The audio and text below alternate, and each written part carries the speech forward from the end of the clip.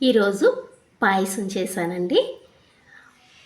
పాయసంలో బెల్లం వేస్తే నాకు చాలా ఇష్టం. పాయసం అన్నం అంటే ఇంకా ఇష్టమే. అబ్బా, చాలా బాగుందండి.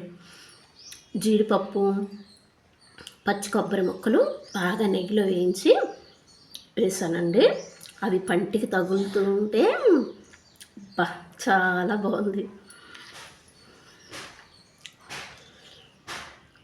నాకు బెల్లం అంటే చాలా ఇష్టం.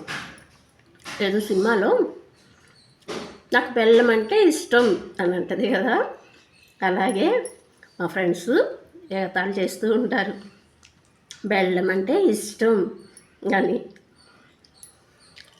మీరు కూడా తినండి.